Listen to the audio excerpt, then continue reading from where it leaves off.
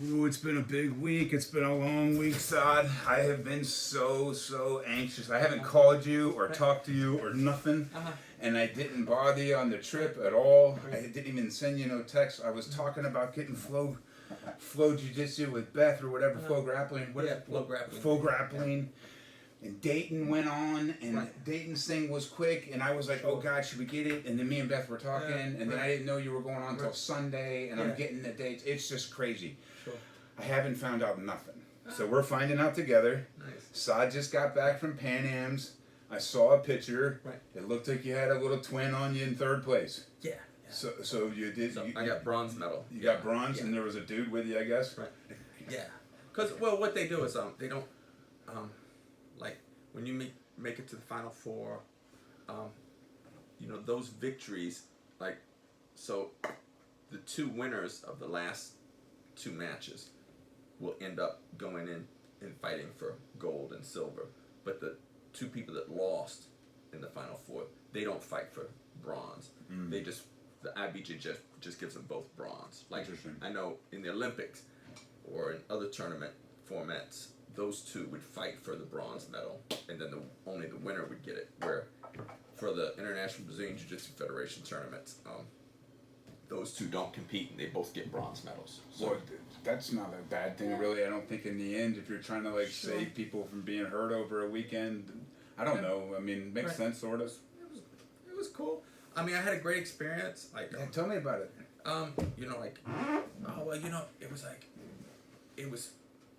I think, because I'm 52 now, and when I look back on my life, this is going to be one of the best weeks of my entire life, and one of the happiest memories of my whole life. And really, it has nothing to do with the jiu-jitsu tournament. The jiu-jitsu tournament was just something like the event, because what happened was my son, who's 27 years old, he's a police officer here in the city of San Antonio. He's like, Dad, if you're going to Florida, I'm going to take off from work. I'm going to take a week vacation, and I'm going to just drive with you. And I'm like, really? And so that's so cool, man. When he was a boy, and I made road trips, he had no other choice. When he's under 18 and he's living with you, he's like, oh, we're doing a family road trip and you're going. At 27, that's with special. A successful career, he doesn't have to do anything with me, and he chooses to. So we did this 1 week road trip, and the tournament was just one of the many cool things we was doing, but it was the journey of going there with him, and then coming back, and it was just so special and just overwhelming in many aspects, and just. When did you guys get into the car? Let's go through the whole trip a little bit. Let's go through it. We get into the Toyota Prius, right? What day is this? And this is last Tuesday morning. So Tuesday we're in the car, early morning. We both got the coffee. Your son a coffee guy? No, he don't. No coffee. Yeah. Okay. Red Bull? I think nothing? Every once in a while he'll do an energy drink, but yeah, he's pretty fit. Oh yeah, he's in great shape. He works out a lot. Yeah. He's in great shape. So we get in the car, we start heading out, and I have a Toyota Prius. It's 51 miles to the gallon, city or highway. It's just an amazing vehicle. I don't win any drag races with it, but Sure. So one of the things on the trip that was really stood out was as we was going through the border of Texas and Louisiana was the original hurricane damage that had happened 2 or 3 weeks ago. And you could see roofs blown off, tarps over most homes, gas stations in disrepair with wooden cardboard signs saying, we have gas or we don't have gas. And that's when we was driving through. You just drove through that, right? I never even thought of that. And then when we got to Mississippi, there was another hurricane coming and going to hit the exact same area, So it was oh my gosh, these people, many of them have plastic tarps over their roofs of their homes and their businesses from the previous hurricane, and now they're getting ready to get hit with another. And I think it was Hurricane Beta or Delta, or it was some Greek name, I don't remember, but I think it was Hurricane Delta. So that was coming. So it was like, man, wish these guys best of wishes. And then like we stayed over in a hotel in Mississippi, because in my younger days, I would have just drove straight through. Right. And you know, to get from here, San Antonio to Orlando, Florida, you're talking about probably like a 19-hour drive. And now that I'm 52, it's like, that's a 2-day trip. We're gonna stay in a hotel. You know, I'll do 8-9 hours on the road, stay in a hotel, and then pick up the next day and keep going. You know, so that's what I did. And I was gonna train with my teacher in Jacksonville, Florida, which is about maybe an hour and a half, 2 hours north of Orlando. But you know, I talked to him on the phone. He's like, "No, Sal, we've already headed down to Orlando. We're in a hotel there." So I was like, "Okay, I'm skipping Jacksonville. I'm just going straight to Orlando." And so we got to Orlando. 2 of my students were competing.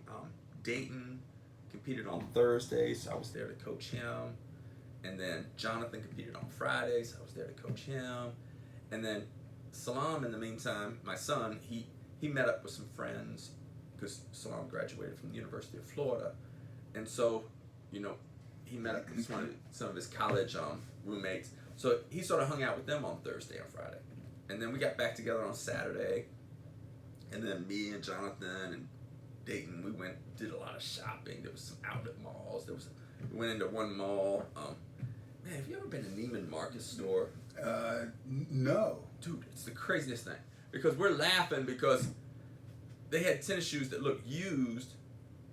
Some brand, I don't even remember what the name was. But they was like $500 or $600. Okay. And that's a store that rich people go to. You know, like, and I used to see celebrities wearing like what looked like old tennis shoes, thinking, "Oh man, like this dude's keeping it real. Like, you know, he's not spending a lot of money on Those this are stuff." $500. Yeah, those are $500-600 tennis shoes. Neiman Marcus. Yeah, Neiman Marcus. If you're shop like, if you're a regular blue They collar don't have guy, Hanes. Cut the sleeve off the Hanes. no, they got stuff that looks like Hanes, but you know, like This is like an $8,000 shirt. yeah, like, you know, you get a T-shirt like this, you know, like from Walmart, and we're talking about, I don't know, you know, $15-20. Same T-shirt, you know, different brand name, you know, at Neiman Marcus, you're talking about $150. We're having one of them old man conversations. Yeah. Yeah. It's like, holy crap. Some people think about that when I show them the custom knives. You know what I mean? Sure. They say, but it makes sense because it's like handmade in someone's Yeah. garage. Right. Yeah, it's not just like a hole in some shoe. Sure. So, You know what's crazy is What's that? weird connection that way. uh-huh. But I don't want to give too much out. It's so strange. Okay, so Bidabernov Mhm. is in that world. Right. I can't tell you exactly what he does, Yeah. but how he's good at that stuff, Mhm. distressing things, Yeah. he's in the Right. fashion world. The dude, I talked to him for like an hour the other Sure. day. The dude's a genius. Absolutely. He's in an apartment in Brooklyn and took a skill he learned Right. doing one thing and then took that and applied it in the fashion world and then started doing it a different way for them. Right. Yeah, because rich people, you know, the uber wealthy, they just do things, you know, differently. Like for me, if I have a pair of blue jeans and there's a hole in it, that happened from wear and tear, doing work, you know, and Legit. just having it for a long time. Where like rich people will go to Neiman Marcus and they'll for buy that jeans that already have holes. Like they didn't earn that hole. That's a hole in the jean that, you know, Yeah, like it's it can't. it's a market though too. It's weird. Sure. It's weird Yeah. I because see it a lot. because not only do you see it a lot, but it's a status symbol. So Yeah. well, I don't know about you. I would say you're past status symbols. Right. I like Sure. to have some cool shit. Right. So I'm not gonna quite say that I'm like I always like to pull out like some cool Absolutely. shit. Yeah. So I like to have like some stuff, and I like my Hemi, and I like I like the Right. look. Yeah. But I'm not going crazy with nothing. My Hemi's like $220 a month. Mhm. That's a normal car payment. Yeah. It's got like 100,000 miles on it. I owe $4,000. Somewhere in the middle, it's gonna die right when it's paid off. It's nothing crazy. You know what I mean? But I do have a way I like to look, but that is with a $7 shirt. Right. I mean, my shirt is $7. Mhm. so You know. I'm with you. Right. But it's weird because I think if you get to a point where you don't give a shit about that stuff, Mhm.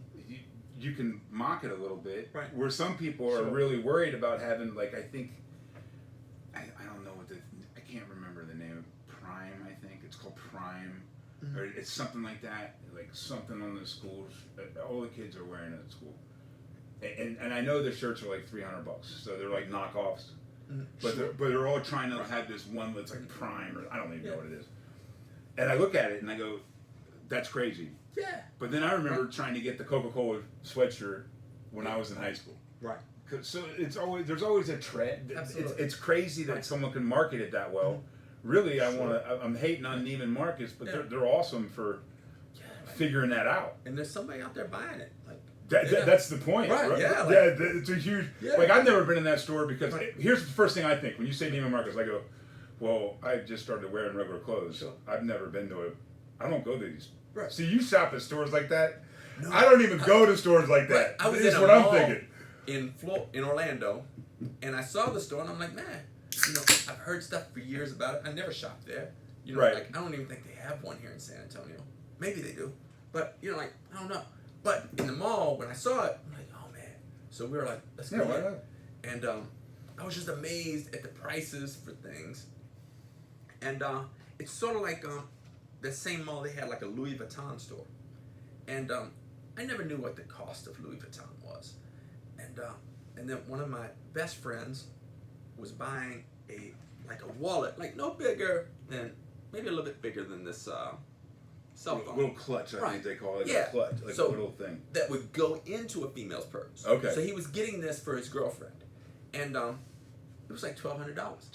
And I'm like, hold on, where's the rest of the purse? Wow. I'm like, $1,200? I thought I didn't even think a purse could cost that much. Yeah. But apparently, purses can be like past 10 grand. Like just absolutely. It's a weird market. I watch these. I watch a few guys on YouTube that are like a guy named Producer Michael, and I used to send him videos of these handmade knives with crazy Damascus inlays and all this insane stuff, like super pretty. Yeah. And because he's so flamboyant, he's wearing like $1,000 belts, and but he's a dishwasher from England, from the English Navy. He came over and started writing TV shows, and figured out how to get in, backdoor to everything, became a producer, and now he's got zillions of dollars. So if he wants to spend a couple $1,000s on a belt, that's what it's made for. Sure. But the whole time, like he's on YouTube, flexing all this stuff, he's promoting all his friends. Yeah. So he's putting his jewelry shop over, he's putting his favorite pawn shop over, all his buddies start coming along with him, right? And it's not even about the money, because I saw him from a YouTube show. I was on this guy's channel, like the first 5,000 subs. I found him like the first week. Yeah. He's over 1 million subs now in a year. Amazing. All the businesses he's promoting now. Right. So it's so crazy. These guys that are selling that stuff and buying that stuff, it is a commodity where they're making so much money off their lifestyle if they can promote it right. Sure. And if they have that much flex anyways, they got too much money to spend. Right. Yeah. Now you're just trying to find out what to do with it. Right. And you're trying not to give it to some future wife. Because he's already been through like 3 wives. He talks about it. Oh, he's like, but he's also showing you his $300 million plane he's having built, which is why the belt means nothing. Right. Makes sense? Absolutely. So when we go play with the guns, right? I got the Krebs on the wall. Cost a couple grand. Right. People will go, what are you spending that much for on a Krebs on an AK? And we know why. Right. Because that's what a good AK costs. Yeah. It's a deal the way it's outfitted. We understand that. Right. So it's you can get an AK for, maybe $500. Well, you could, but you could, but it's not going to be the same quality. No, yeah, there is going to be a difference. There's a choice. It might grenade in 10,000 rounds. It might not make it to 50. Yeah, sure. This one, you send it back to Krebs till the day you die. Yeah, he might not be around, but his company is going to be around. Right. Someone's going to fix it. So yeah, it's a weird thing where value is, but there is people that get off on them shoes, man. Sure, it's crazy. Yeah, it's a weird market though, Had I bought one of those $500-$600 used looking tennis shoes and brought that home to Sway, my wife would have killed you. Had a fit. She'd be like, what do you bring this garbage to me for? These are used. What'd you get at the secondhand store? I'm like, no, I got it brand new. And what about if you brought the Louis Vuitton purse? Yeah, she wouldn't have gone for that. She'd be like, can we return it? Nice. Right, yeah. But can we return it? Yeah. Yeah, I'm with you on that. Yeah. It's a weird thing. Right. And we eat at some of the best places in town, regular. Yeah. So it's perspective, right? Absolutely. It's cool though that you're out shopping with the guys. Is this like a way to like kind of relax, kind of not have anything planned, burn off some energy? Right, because because I'm out there and like I wasn't competing until Sunday, so How's that feel? I mean, you're waiting. yeah. Is that because you're so And so- old they don't want to wake you up to a third day? No, it's just where, like thousands of people came to compete, and so my division didn't go till Sunday. So like the blue belts went Thursday, the purples were like, some on Thursday, some on Friday, the browns on Friday, and then the black belts started Saturday, Sunday, and so I had to wait till Sunday, but so the concept behind me going to whether it's the outlet malls or the regular malls was I didn't have a gym to work out at, but I still wanted to burn calories and still move around. And so, I could get my 10,000 steps just Sure. walking through the mall, just walking, through the outlet mall, going stores to store, window shopping. And then I bought some stuff for sure. But, it was just like I was sort of getting a little exercise, while I was, looking around and just sort of killing time. Because usually I would stay at the tournament and watch all the matches. But this year, you could only go, each competitor could bring one person on the day they were competing. Mm. And you had to come in with them and then leave with them. So, Thursday I went in with Dayton. Friday I went in with Jonathan. Saturday I didn't have any competitors to go in with. And so Sunday was my day to compete. So Yeah. I was like, well, You gotta find something to do. and then come Sunday, my son came in with me, and Dayton and Jonathan flew back. And so, you just, as you're killing time, it's like, oh, let's walk around, let's, because that's good for your health, get up and walk, it's not good for your financial health to be shopping at Neiman Marcus, but Sure. it's good for your physical health to just do that exercise and walk and get around, browse and maybe find a deal here or there. I didn't find any deals. At Neiman Marcus. Any AK shops at the mall? I didn't. I did go into like it was called Outdoor World, which was sort of like a Bass Pro Shop type thing. Went through there and How's it okay compared to Academy? Academy's pretty good. Oh no, it's much bigger than Academy. Oh, okay. Yeah, like it's like if you've ever been in a Bass Pro Shop, Yeah. like Cabela's, like it's massive. Oh yeah, it's just amazing. Blow your mind, really. Sure, I think you could get lost in there, and they Sure. could probably close the lights off, Right. and you could easily spend the night. There's so many tents. It's amazing. There's no way they could keep you from spending the night at all, ever. But Florida has the same problem that we have around the nation. There was no ammo, other than shotgun shells. So, That's good. I'm gonna keep buying them. yeah, whoever makes shotguns shells, apparently they're not having a problem with their manufacturing process. Yeah, the ammo's kind of scary, man. It's getting to the point where it's not only like a cliche, it's like nerve-wracking. Like, Right. you can't shoot. Like, Right. I'm Yeah. down to what's left in the magazines on 9mm. Right. And what we have for the rank, I can't even, like, I have enough to shoot the new gun a little bit, like maybe 500 rounds before we go. Right. But that's it. And then I gotta find an AK round, because I got 1,000 buried. Sure. And then 1,000, 2,000 for the class, and then that's it. Right. Yeah. You're like, wow. I mean, Sure. and we haven't been shooting that much, so it's like it's kind of nerve-wracking. And then you have the election coming, and we'll talk about that in a little bit. I want to hear about how you felt, how the matches went. Tell me about the matches. The matches were man, like there's so much chess involved, and I'll tell you about like the match I lost. I lose this match, and I lost like in 15 seconds. My last match of the day, and it was crazy because I had done this one judo grip in the collar for years, and I've been throwing people. I basically do like this pull, trip, and I end up on top, and then I just start the jiu-jitsu. That's your normal. Bench. Yeah. So I've been doing this grip forever. Like I get it deep in the collar, and I connect my elbow to the chest, and I'm able to really like turn them like a steering wheel, and I get a lot of takedown throws doing this. And the guy I went against, do you normally come out the aggressor? Is that your style? Because I didn't see it or nothing. I'm imagining this. Not necessarily. Like I want to get the takedown, and if for some reason I can't get the takedown, then I might pull guard because I want it to get to the ground as quick as possible. But I was very determined to get the takedown in this tournament. That was my that was my goal for each match. Get the takedown. Start out ahead, because if you get the takedown, you get 2 points. Okay. And then you start out on top, and I wanted to put pressure on him and get my submissions. So this guy, I think he's a 6th-degree black belt named Paulo Castro, and he won the Pan Ams last year and got gold. And matter of fact, he beat me last year on points in the Pan Ams. So you and this guy, when you I was looking to even the score. Yeah. Like I was like, okay, I'm gonna get my rematch this year. Great competition too. Sure. I mean, a lot to look forward to. Oh yeah, and he's from Rio de Janeiro, Brazil, an amazing competitor, but he talks a lot of trash. Oh. And he caught me because the flaw in my technique, having it deep, my hand deep in the collar, that was so advantageous for my judo throws. Until he did it, he just he pulled guard, and he used his body to sort of do like a mirror lock on my elbow, that it was gonna break my arm.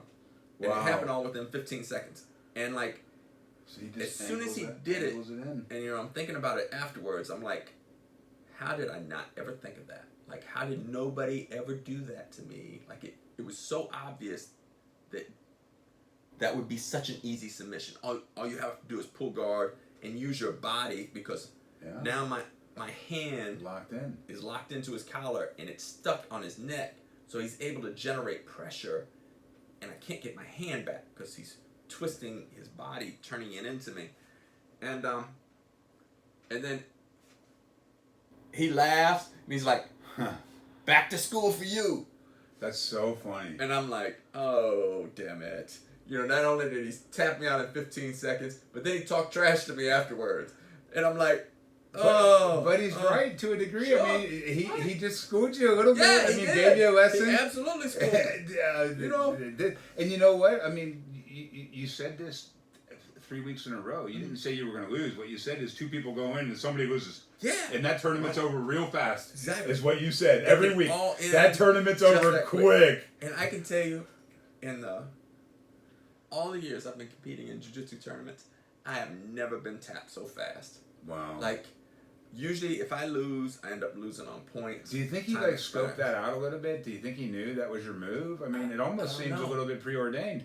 But it was, I think... Tells you to maybe do something different. With his experience level, that he was a black belt competing in jiu-jitsu, winning major tournaments before I even started Brazilian jiu-jitsu. Oh, wow. So he's been doing this for a long time, and that's so crazy. No one else had noticed the vulnerability in my grip. And now that he's exposed it, I'll never grab anybody like that again in a tournament. Yeah. Because you thought the judo was an advantage. And it was an advantage. Because what you might not know is that Saad has a day a week at the mat exclusively for judo. 2 days. 2 days, and he brings in a separate trainer, right? Right. A separate instructor. And then over the Rona, we all came in and switched out the floors and put 8 inches of springs in the floor, just for history, in case they're new. Yeah. So that the throws could be practiced safer, Right. because the judo's happening. Yeah. And it's a big emphasis at the school is being able to do the takedowns and being able to control on the ground and standing. Mm-hmm. So this is a big emphasis that you actually promote, and I just wanted to explain that that's actually a thought out plan. Like an advantage to you. So and here I lose so quickly, and it's in front of my teacher, in front of all my friends who are standing there cheering for me, in front of my son, and it just, bam, like that, he got me. And then it's like, back to school for you. I'm like, oh, God damn it. But, it was like, hey, I got to give it to you. Like, man, he got me. And, but what I love is, he exposed a flaw in my jiu-jitsu that no one had ever exposed before. But by exposing it, I'll never make that mistake again. Sure. My grip will change. It will never go to the back of the collar, locking my forearm to the person's chest. It's going to slide down to a more traditional, where I'm going to grab the collar around here. Yeah. And like most jiu-jitsu and even most judo people do, but that grip had been so good for me for so long. And what I love about tournaments is just in a blink of an eye, somebody can blow up your best move and then make you rethink the whole thing. Well, it's crazy, Saad. It's a loss, right? Right. And if you notice, what we talk about a lot is, or at least me, is like figuring out life. And most of my life big figure outs are from massive mistakes, Sure. massive losses. Right. Yeah. So it's like I always say, you're not learning unless you're on the ground. Yeah. I don't know if you would be a better jiu-jitsu player until you lost again. Right. So until someone's It makes you tapping your better. ass out Right. and knows how to do that to Sure. you, you're the biggest ball in the room right now. Yeah. So when you roll around the room, people get rolled over. Right. But now you got someone that rolled you over a Absolutely. little He bit. rolled me over. And the beauty of it is, like I thought this was going to be my year to win gold in the Pan Ams. It was not. But the thing is that I'm going to train even harder to come back next year because I want that gold medal and I want to beat that dude. Yeah. Because when I beat him next year, I'm going to be like, back to school for you, Paulo. How old's Paulo? Just wondering. Well, because Everyone's in the my black belt division, everybody is between 50 and 55. 50 and 55. So So- you guys are right there. Right. So, he's relatively my age, but the difference is He's been doing it. Paulo's only job his whole life has been Brazilian Jiu-Jitsu. Right. From Brazil to here, that's all he's done. And I mean, it's an amazing accomplishment. Hell yeah. Not to diminish Good for it at all. you, man. You're doing what you love. Where for me, like, my life's work was the United States Navy. I did 33 years in the United States Navy. Fighting our nation's wars, sailing the 7 seas. That was my life work for 33 years. And on my off time, my recreational time, I trained Brazilian Jiu-Jitsu. So what I find myself doing is like I'm competing against other black belts. And it's not like, well, how long you been a black belt? Or, like, what's your skill level? It's like, no, it's other black belts. Same age group, same weight class, but Years different. yeah, like he's been a black belt longer than I've been doing Brazilian Jiu-Jitsu. Right. Like he was a champion black belt before I even started Brazilian Jiu-Jitsu. That might be why you have like a little bit of urgency to the cause, right? That might be why it's sort of like you think about it more than maybe the other guys do. Because when you found out we were doing, I talk about it like I'm. Sure, because you're part of the family. Yeah. Sure. When we find out you're doing the tournament, Right. it's everything changed. Yeah. And it's still going on. The 6 o'clocks are still happening. Sure. I'm still getting notices. I'm still putting in pictures of me saying funny shit. So it's a good thing for everybody. Dayton's already signed up for another match. Yeah. Maybe Jonathan's signing up for one. Right. This is what's going on. And So I it's believe kind of cool, man. It's like it's to me seeing it from the outside. Right. Because I'm looking at this group as a new person. Right. So I've only been around maybe a year, maybe 6 months, like trying to go to class, but knowing everyone 6 months maybe. And I saw a big activity level in everyone's game, sort of like you're hearing about not Cameron, but the one guy that's big talking about doing the heavyweight tournaments today. I forget his name. Ian. Yeah. Ian. Sure. Yeah. So Right. Ian's talking about it. Right. This is a guy that's so strong. Yeah. I mean, I would hate to be grabbed by him seriously, Right. dude. Oh my God. And he's an amazing one. He's just a wonderful person. Super nice, super kind guy.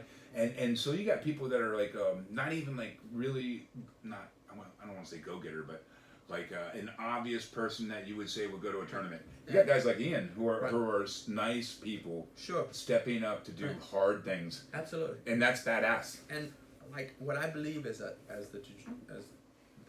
the instructor and the owner of my school is that I should set that example. Like I think a lot of school owners or black belts out there are like, oh, you should have done that, or you should have done that, or you embarrassed us by losing so quick. And it's like, bro, I ain't never seen you out there compete. So my students, they see me out there competing, and they see me win, and they see me lose. Like there's no mystery. There's no mystery. I'm not selling any mysticism. Like, I'd Kabuki beat everybody theater. in that tournament. Right. I just don't like to compete. It's like, no, you see me compete. I give it my best. Sometimes I win. Sometimes I lose. But I give it my best because I believe, and that's what I learned in my 33 years in the Navy, it's like leaders don't lead from the back. You lead from the front. It's like I'm the first guy on the battlefield. You know, I'm not on the sidelines talking about what I would have done. It's like Sure. I'm gonna be on the sidelines, you know, coaching my guys like, hey, you know, I recommend you do this, you do that, but they'll also see me out there bringing the battle too. Well, it brings a lot of legitimacy to it. I was listening to Jocko Willnick the other day talk about jiu-jitsu classes, and he goes, if your teacher isn't in tournaments, don't study with him. Yeah. There's no reason to be with a guy that can't be active in his jiu-jitsu game, can't be active in the game of fighting jiu-jitsu. There's no reason to be teaching somebody unless you're so old that you're old or injured. Like, you know, Yeah, if a guy's sure. injured, it's like I totally understand, you know, like, or you know, he's got some kind of, you know, like. But I think what you're saying builds a legitimacy to like anyone looking for a school. If you want to know what's going on in that school, if they're really current, Sure. they're going to be going to those tournaments maybe. Or at least the instructors will. Right. If it's not the owner, or at least the main instructors will be. I think that would be normal, right? And you got guys like, I just want to say this too. You know, Jonathan's been doing this since he was a child. 12, yeah. A child. He's 27 now. And he's really, really good. Sure. And he's the amazing. first one at every practice. Right. He's the first one teaching. He's the first one to give me individual lessons. Right. The kindest guy, the first one to teach me how to shrimp, everything, right? Yeah. And he said he was never doing tournaments. Right. When I talked to him, I go, "Why don't you do tournaments?" No, it's not my thing. I don't. Right. No.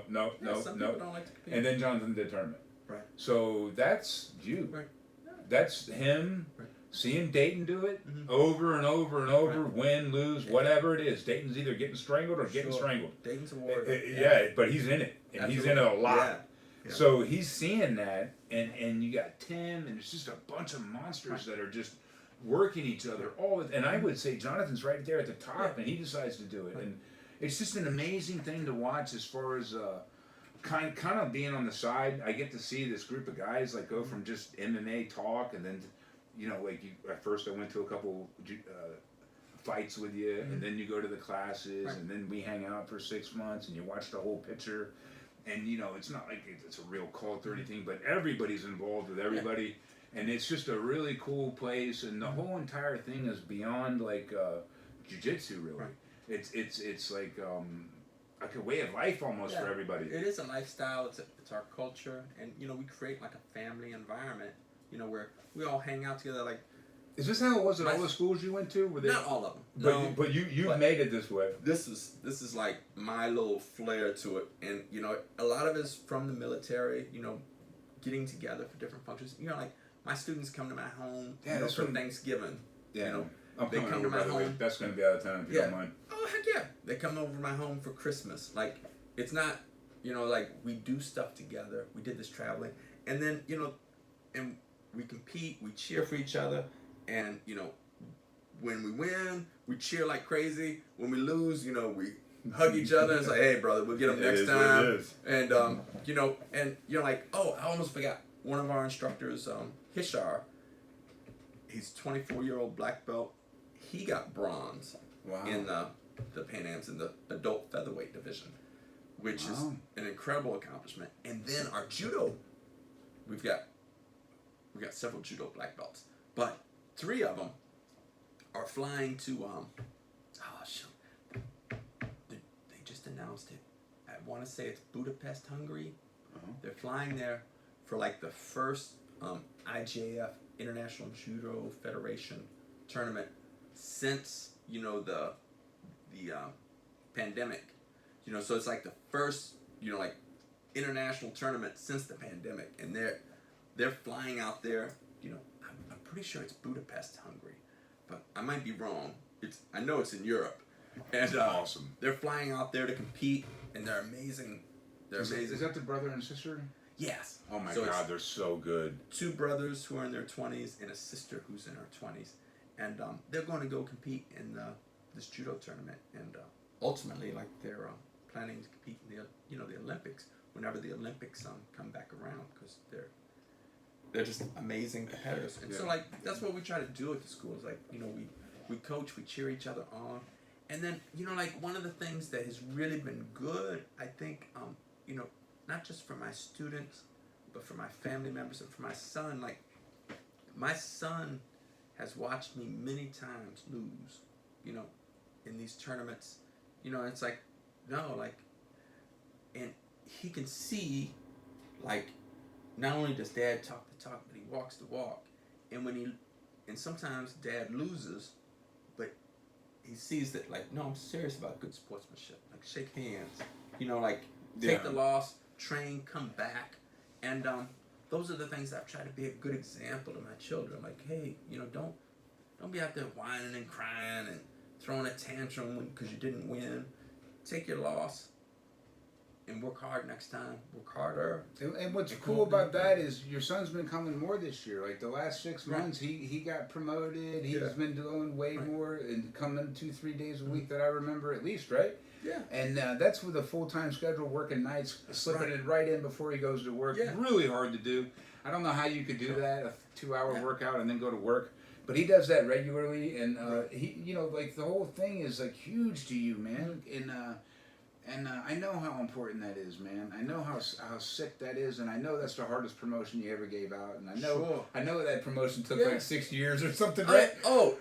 It took him almost 10 years of training with me to get a blue belt. 10 years for his son to get a blue belt. Because, you know, like people think, oh, you know, like, if the instructor likes me, you know, like maybe I'll get promoted faster than somebody else. It's like, no, there's nobody I love more than my son. And I made him wait, more than 10. He waited more. He started training with me in 2006.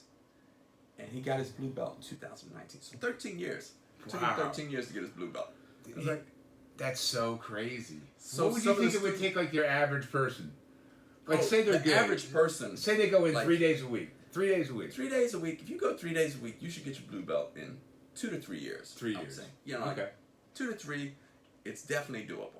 What if you suck? You can still get it in that time if you've been there trying? You know, like, I don't, like, and different schools are going to do it differently. You know, some are based off, like, who's the best fighter, and the best fighter will promote. Where, for me, I'm looking at, like, can you do the technique?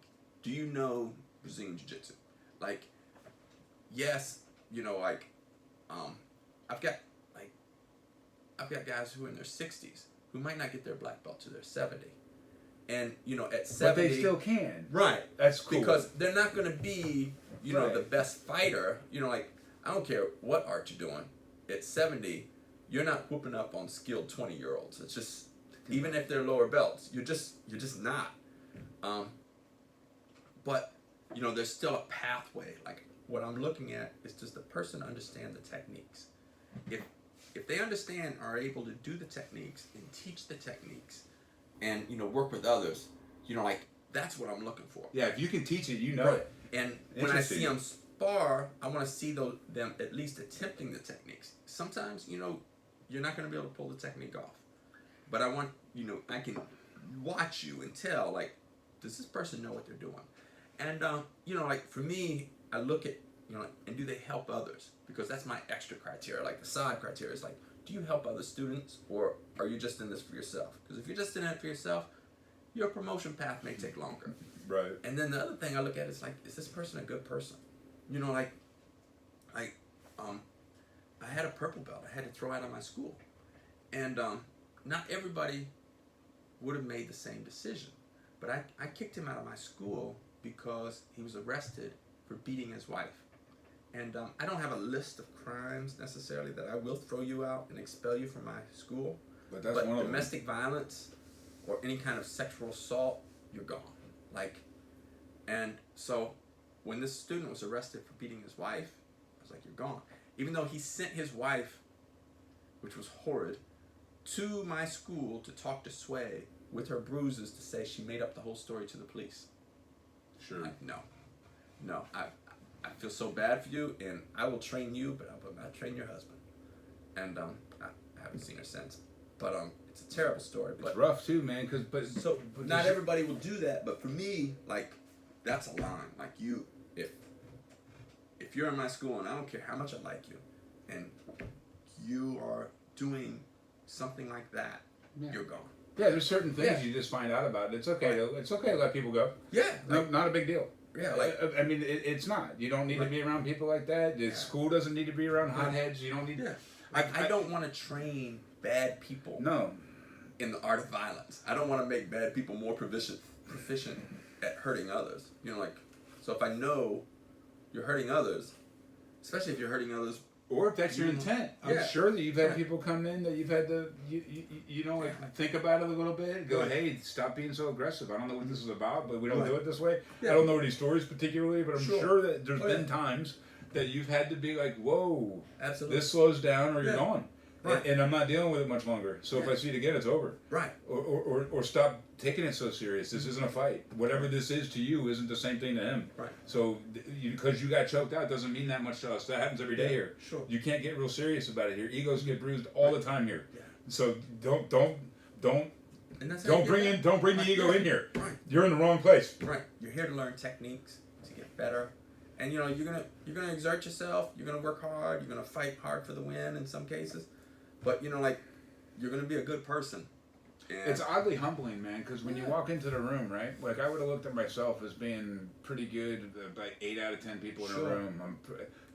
I was a bouncer 12 years. I'm huge. I know I hit hard. I know I'm fast. I know I'm fast. I know I can grab people and manhandle them. I've done it a lot.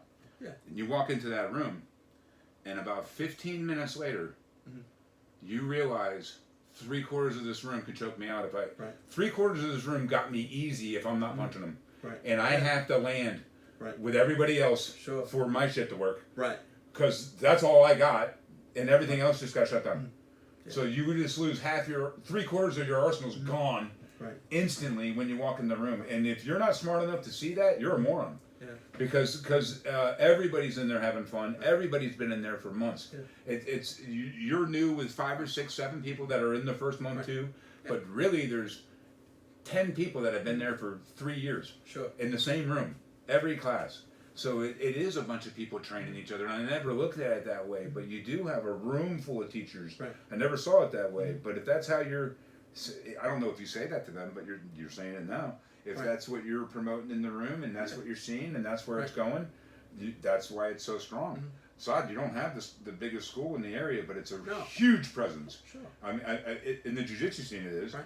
You know, when I hear about jiu-jitsu and your name gets brought up, people know about you around here. So it's. I just love what I do. Well, that shows. Because this was a dream. This used to just be a hobby for me. And then 4 years ago, Sway and I opened up this school.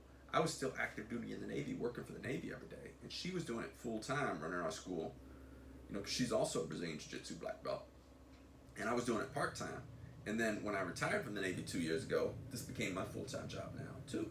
Because I have a master's degree from Baylor University, I had I was retiring as a commander, and I had a lot of job offers, for well-paying jobs, and that would have gave me more money, but it would give me less time to do the things that I want to do. Sure. So I did not take any of those jobs. I built this business because until the day I die, that's what my dream is. I want to come in, I want to teach jiu-jitsu until, whenever I leave this planet, hopefully it's like right after teaching my last jiu-jitsu class. It's like, okay, now I'm ready. I mean, you're setting what you did is okay, so we talked about finances two episodes ago. Right. So you start investing the money at 17. Right. You put the money into the stock market. You let it ride. You're not playing games. You're not gambling. You buy a Rolex when you're 20 because the guy says that's going to go up in value. Right. Don't buy something stupid. You're wearing the same watch since you're 20. All the advice about being conservative with your money leads you to be able to actually not only retire with a great pension because you're what'd you say you were? How far did you go? I retired as a 04 lieutenant commander. Lieutenant commander, 04. Great retirement. So he doesn't even really need to work anyways after retirement if he didn't want to. No, the military does not give great retirement. Not great? No. Okay. Pretty good. It's decent retirement. It's okay. But okay, it's like retirement. But I wouldn't want anybody to think the military is being overly generous because they are not. But at 48, when you're coming out, you're definitely not done working. You're not retirement age. Yeah. You still got 20, 30 years to go. You just have this fixed pension for the rest of your life. So at least you set up what you're doing your way. I mean, you did it so that you're independent to what you want to do. Right. And you're having fun. Right. And it's working out vacations with the kid at 27, which Max is just bonus. Right, yeah. It's family time. Right. So you're always with your wife. She's awesome. Because we were working 7 days a week together. The daughter's there all the time. Yeah. She's 12. All her friends are Yeah, there. right. I mean, it's like romper room sometimes. So I get a lot of family time, which is the funny thing, because like sometimes, like, we'll get double booked for dinners, and like, you and Beth, like, you work as a teacher, Beth works in the Army, and so at the end of the workday, now you get to see each other again, and then you have your evening, you go to sleep, and then you both go back to work the next day, and then so you as a couple would be more likely to look for extra activities together. Sure. You're like, oh, let's go out to dinner with some other couples, or let's play board games with other couples. Where Sway and I, we go to work together 7 days a week.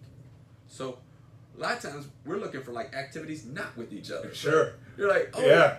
hey, Saad, you want to go out to dinner? Yeah. And then Sway may have accepted an invitation to dinner with somebody else. It's like, oh yeah, I don't need to go to that dinner. That's good. pretty You're interesting. good. Yeah, like, It's pretty interesting. So you build your own time into the Right. off hours when you Yeah. would normally be booked up. right. So it's almost like you get to have a lot of fun. Sure. So and- sometimes when we go to dinner, and it's you and Beth, it'll be just me. But sometimes it'll be me and Sway. Sure. But it's never, like, I we're knew like I other knew we were couples. going to get along after the first dinner when me and Beth started arguing, and I'm looking at her like I'm like, Right. don't be so crazy the first time we Yeah. meet these people. Yeah. This is what I'm thinking, Right. and then you and Sway started doing jibber Sure. jabbering back and Right. forth, Yeah. and I was like, well, shit, man, Yeah. this might be pretty similar right here. Yeah, we're all a little crazy. Yeah, we're dude, not, yeah. So it no was. false airs. Yeah, everyone's saying what they got to say. Sure. There ain't no one Yeah. worried about talking. Right. I think for me and Beth, and I keep talking to her to pump her up to be the next co-host when Mm-hmm. Yeah. when we Nice. leave in a year and a half. Yeah. And she said no at first, Right. and then she agreed to be on the 100th Nice. episode, right? Nice. And then I was like, well, no, this is for you to be the host Yeah, because I don't sure. think it'll get. I mean, Saad's good, Yeah. but me and you arguing in front of Right. people once a week Might be good. might be Might be insane. better, yeah. Might be insane Right. because me and her met older, right? 5 years ago. Right. So I was 42 and she was 41, Right. or whatever it was. It was like that time, Sure. 43 and 42, whatever. I'm Right. not good with numbers. Not like that. So you got two strong people, right? Mhm. Great job, good job. She Yeah. has a great job. I got a good job. Okay, so we both got our own thing going together. We both got our own savings. We both got our own house. We both got our own shit. No one's given an inch, right? No one Right. needs to. Yeah. She comes over to my house for a year. I know it's a mistake if I don't go to her house for a year. Yeah. I move in somebody with my mom. My buddy George comes in. My mom needed somebody to live with her. She was at my house. Right. I go to Beth's house because I know that's smart. She wants to make the career change. I got to make a real big decision. This is after we're married. Yeah. And I've been stagnant 14 years. She's just now wanting to go into something new. Right. She likes to change shit up every once in a while. I know if I hold her back, it's going to be a problem. Yeah. I know long term, if I say I can't do something new after being Right. somewhere 14 years, Yeah. then I'm going to be the issue. Right. And I say, sure, we can do whatever you want. Right. And then we end up in Texas, and I start calling you immediately. Right. I was talking to Saad 3 months before he left. Right. And he's wondering who the hell I am. Right. And I'm going, hey, I'm 500 pounds. I want to do jiu-jitsu. Right. Have you ever taught somebody my size? And he's like, of course. And he starts telling me about Trey. Yeah. And then Trey's influence of him being 480 or so when he Right. started, Mhm. right? Yeah. He was like 4 something, whatever. Right. I don't know how big Trey was, but Right. Trey's 6'7". Trey's bigger than me. Mhm. Trey makes me look kind of small. Yeah. Trey's influence of doing it at his size got the nugget in my head 4 months before he left that I could do it. Yeah. And I was coming to his house because we knew where we were moving. Mhm. So me and Saad sort of talked, and you brought this up like a couple months ago, that I ain't never in my life talked to somebody on the phone Mhm. that said they were going to do something Right. and did it Right. 4 months later, Mhm. and I'm still talking to. Right. So apparently I'm the only one that has done that in all the years of people calling you. And Oh no, I mean I get people that come in, but like the way we conversed was very unique, and and sometimes I'll get emails from people, and I I answer all the emails that go into our webpage come straight to me, and so I'll answer them, and sometimes I think it's people pranking me, but sometimes it's just like really unique people, and I never see them, but then sometimes they actually come in, and it's like, oh. From your emails, I wasn't sure if it was a prank, but okay, I'm glad I got to meet you. So, yeah, it was cool. So, so the trip back. So let's finish. yeah. the trip. So, I lose my match on Sunday. We go back to the hotel. we crashed. Well, you know, we go eat someplace, and I think we ate at a pretty good in a Mexican restaurant. Oh, it was an Italian restaurant. We went and ate at the Olive Garden because we lived in Italy for 5 years. So that was the Navy had me stationed in Italy for 5 years. So I'm very fond of Italian food, and Olive Garden is pretty good. So we ate at the Olive Garden, and then you know, we sleep at the hotel, and then we make a road trip back. And I knew my very first ship when I came in the Navy. I was 17 years old in 1986, and I reported on board the USS Mississippi, CGN-40, which stands for Guided Missile Nuclear Powered Cruiser. And the Navy only made 5 cruisers, which are smaller ships. Like all our aircraft carriers are nuclear powered now, but we only made 5 in the history of the Navy, small ships. And the different, when I say small ships, like aircraft carriers have like up to 5,000 people on board. Like they're little cities. So cruisers, you're looking at 500 people. So much smaller, but it had a nuclear reactor. So they only made 5. All of them are scrapped now, and they don't make any more. They never made any more, which probably some of my medical conditions are due to the fact that I was living right next to a nuclear reactor. The ship was a floating nuclear reactor. But I digress. So they decommissioned all these nuclear powered cruisers. And decommission just means they take them out of service. A lot of times when they decommission a ship, they'll put it what the Navy will term as mothballs, which is they remove the crew, they remove a lot of the stuff, but it can be activated again. And we did that with our battleships back in the 80s. Like they'd been out of commission for years, and then we decided we wanted to use battleships again and brought them back, and so it can be done. With the nuclear powered cruisers, what they had to do was they had to cut into the ship and to remove the reactors, and so the ships were totally destroyed. So none of those 5 ships they're all gone. Well, the Mississippi, the state of Mississippi, what they did is they have a Mississippi Veterans Vietnam Memorial Park, and they got the mast from the USS Mississippi, and they put it in that park. So I knew they did, and I was like, you know, we're driving through Mississippi. I wonder how far off our route this park is. And this mast, if you ever see a ship, the mast is what's coming up from the deck. It's a long, thick pole. In days of sail, that's where the sail of the ship would be. It goes way up. It's the highest part, right? Yeah, it's this pole that leads to the highest part. There'll be radars connected to it. You'll hoist your flags, all kinds of stuff. And I used to have to climb up this mast. For 4 years, I'm climbing up this mast. 4 years? And because... Like daily? Not daily, but what would happen is like we'd have ropes that would run flags. We'd call them halyards, but they're ropes, and you would hook a flag to it, and you would hoist it up, and you'd have your flags be hanging. So these ropes, you'd have different signal flags that you'd build a hoist, and that was my job. And also the U.S. ensign, when the ship is under the way, flies from the top of the mast. So there's a rope for that. Well, every once in a while the ropes start to fray, they get old, and you got to replace them. Well, to replace them and run the rope from here and then back down, you have to climb up on the mast. How tall is this thing? Oh, probably like 4 or 5 stories high. Jesus Christ. You know, and that's high On from top of the the deck boat. of the ship. Yeah. So I mean, it goes way up there. Like you're probably looking at like 60, 70 like feet. a 4 or 5 story building. Jesus. Maybe taller. Maybe 6 stories. Is there like a catwalk, or is it like a... No, there's a ladder. There's a ladder. So I would climb up this ladder, and like 6-story one time, ladder. like the ensign, which is the United Are you States roped off? You got like a flag. safety harness? Sort of. Okay. Safety wasn't as important back in the 80s as it is today. OSHA wasn't around? Yeah. Well, they was around, but you know they didn't have. Does as the big Navy of an have impact. OSHA? Well, OSHA covers everything. Okay. You know, both civilian and government work. I would climb up this ladder. Nerve-wracking, Saad. And one time we was at sea because I had to climb up the ladder because the ensign got caught into one of the radars, and I had to climb up to get that damn ensign out. And the ship's rocking back and forth. I almost threw up. You know, it's like you're getting seasick and you're way up there, and you're like, oh my gosh, I don't want to fall into the water. Like you're in the middle of the ocean, middle of nowhere. You're like, oh, and you know, you get motion sickness. I mean, how, like, top 10 fears in your life? How scary is this thing? Getting up there first time. First time was really, really scary because it's like such a far drop. Was it like a Trump in your life at that time? You're 17, 18, you're up on top of this thing for the first time. You're like, this is the craziest thing I've ever done. It was one of the craziest things at that point. Like, at that like, point, right? oh Because you're so young, yeah. right? And then like, whoo, it's making me nervous thinking about it.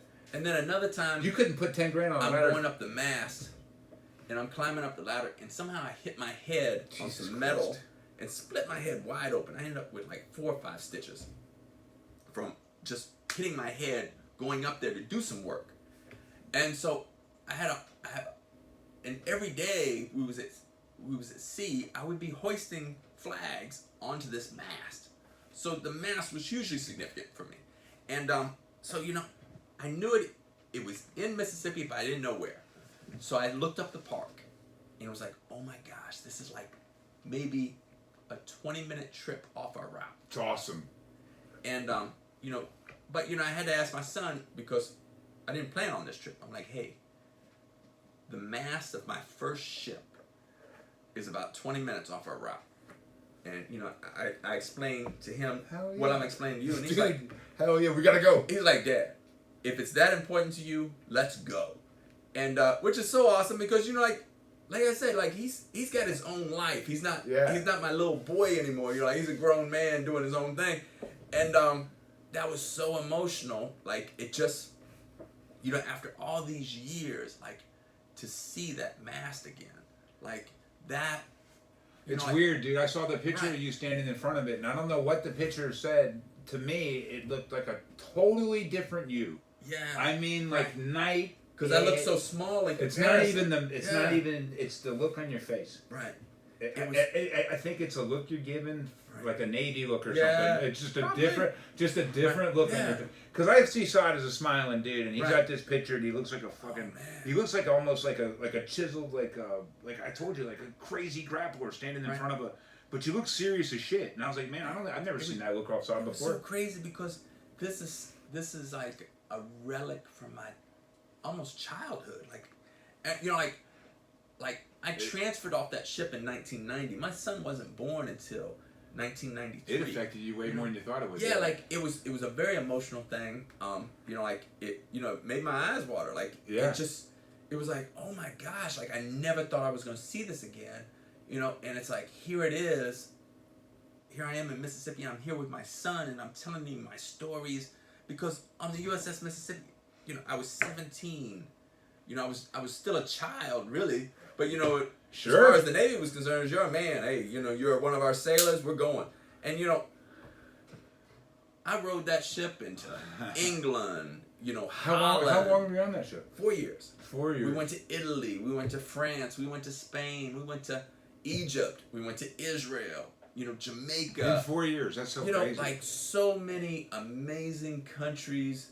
You know, and I saw things that, you know, like I'd only seen in history books, and now I'm in person seeing these things, and you know, like it was just so surreal, and so just seeing that mast, that part of my youth, just caused like a flood of memories, things that I hadn't thought of, and like tell me one. You know, like. Whether it was bumping my head going up the mast, I hadn't thought about that. Sure. And did you have hair back then at 17? Oh yeah, you had a full head of hair. Yeah. Me too, man. And got a good cut. Yeah. You know, I had to get stitches. You know, like thinking about like I hadn't thought about like standing on that mast as the ship was rocking back and forth in the ocean, trying to get that flag out of the radar. Like it was like at the time it's like traumatic experiences, right? Sure. It's like you're getting beat up, you think you might be dying in a second, you're not sure if you're rigged in, your hands might not make it, you're tired, wet. At the time it's the worst thing you ever been through. Sure. But 30 years later you go, damn, I went through that. Yeah. With this piece of with this piece of metal. Yeah. Yeah. You know, and those people. To the average you know, the average American, that mast means nothing.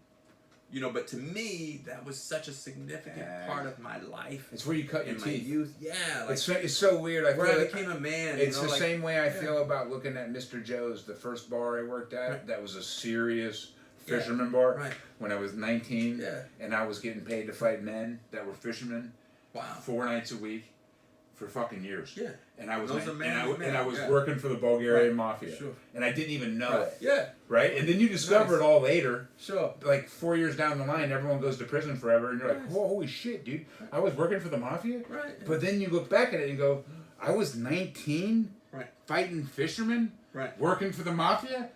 That's great. When you think back, you're like, Right. "What?" Yeah. And then, like, I think I told you the story about the dolly once with the owner. If I didn't, No. the owner, the Bulgarian mafia guy, my dolly broke. And I came to work like 3 weeks in a row with no dolly, and I'd have to move like 50 cases of beer. Yeah. Sure. And the next week I came in, I looked at the bartender and I go, "I'm not coming in tomorrow." Yeah. He goes, "What do you mean?" I go, "When I come in tomorrow, if there's no dolly, I'm going home. Right. It's a Saturday. Yeah. Tell Paulie that." He goes, Right. "What? I'm not telling Paulie that. You tell Paulie that." I go, Right. "I'm not telling Paulie that. You tell Paulie that. I'm Right. going home. Yeah. I just got done moving 50 cases. If Right. I come in tomorrow, Yeah. it's a Saturday. Right. There's no dolly, I'm going home." Right. I come in the next day. Paulie's like 6'4". He talk like this. He look at me and go, "Bobby, lose weight." I go, "Yeah, Paulie, I know I'm fat." He goes, "No, you will lose weight." I go, "I know, Paulie, I'm fat," and I'd walk away. Right. I didn't ever knew he was mafia. Sure. He Yeah. would talk to me like he's mafia. Right. And I'm like 19 going, "Whatever, dude. Yeah. I don't know." Sure. Right? So I come in the next morning. Right. I walk by Paulie's office. Paulie goes, "Bobby, come here. You quitting if there's no fucking dolly?" Right. I go, "Yeah. I am. Did you give me Yeah. a dolly?" He goes, "Go look. You got a brand new fucking dolly.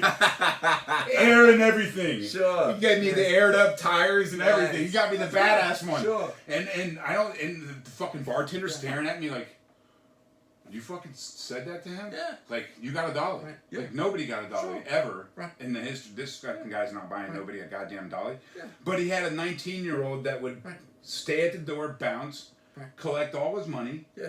kick people out of the place, Right. set the bar at the end of the night, restock it for fucking $10 an hour.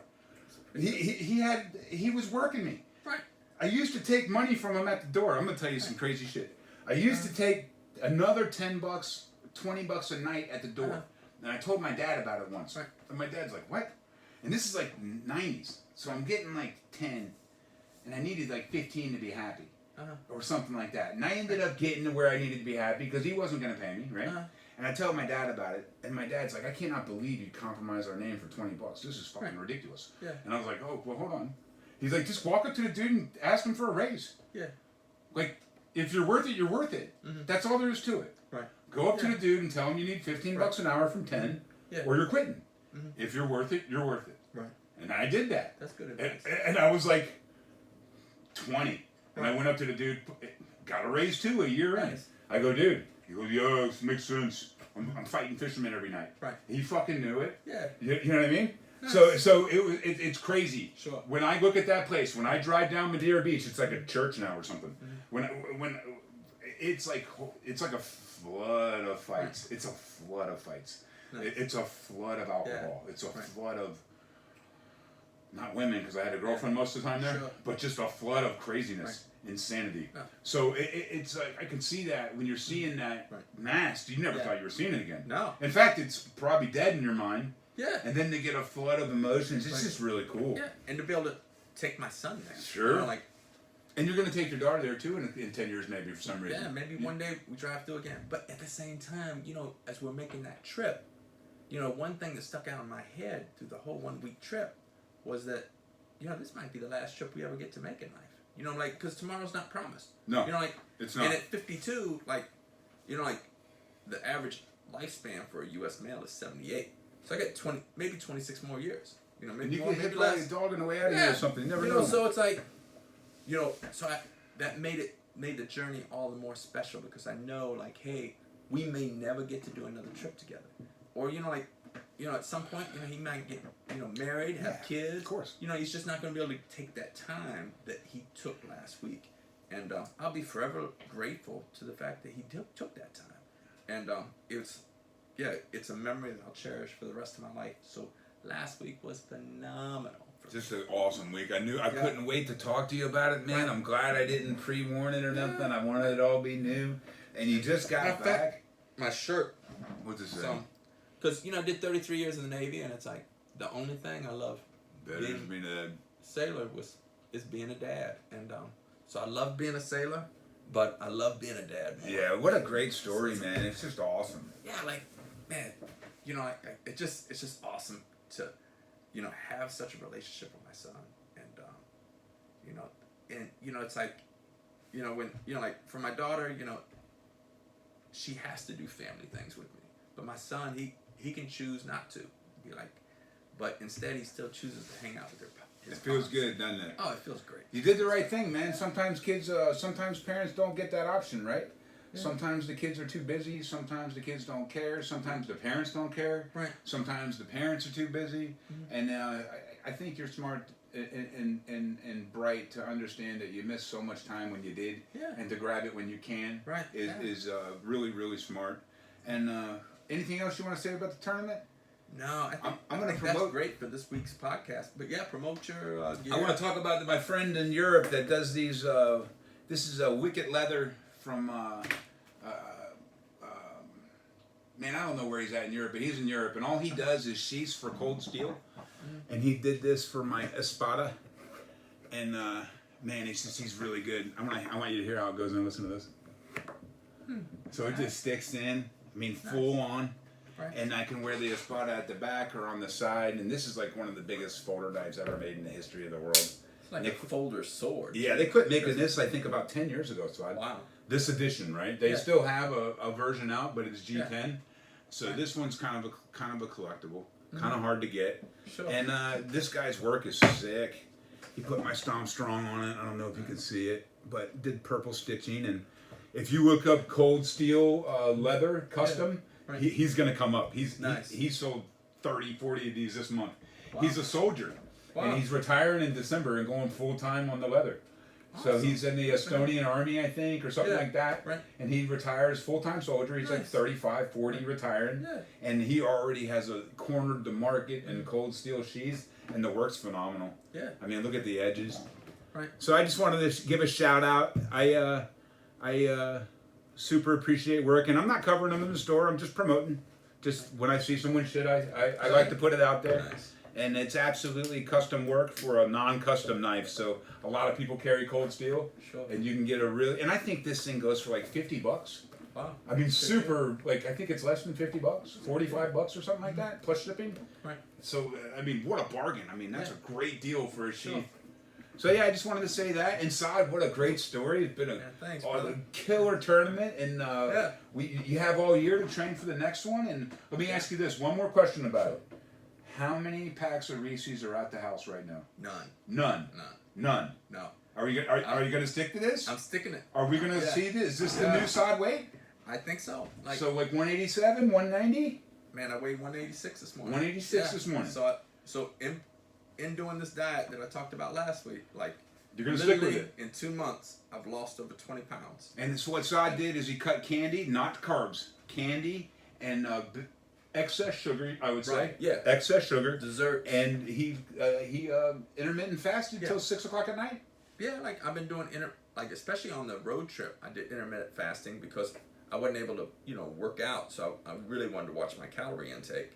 And so the intermittent fasting is really working for me because it's like, it seems like my senses are on point more because it's weird, it's like you're in a hunt mode. Like, hey, Saad, I go 22 hours every day. Every day. And I have the crazy energy. Yeah. It's like I have more focus, more drive, more muscle, more everything. Right. Eating less time. The smaller the window, the better for me. I know it seems extreme. I had extreme amounts to lose. I'm not telling you to do what I do. Right. I'm saying it works for me. Yeah. I'm down to 280. Nice. That's amazing. It's so crazy. From almost 600. Yeah, 280. So it's you're doing your thing. I'm doing my thing. I hope to look like you in a couple years. And just a badass tournament, badass story, badass loss, badass knowledge from the loss. Absolutely. Your boys are killing it. Dayton, John, everyone's in the game. Shout out to the whole school. I love all you guys. Saad does too. Anything you want to say? No, Semper Fortis Jiu-Jitsu. Yeah, man. Stomp strong, guys. Have a killer week. We will see you soon. Nice.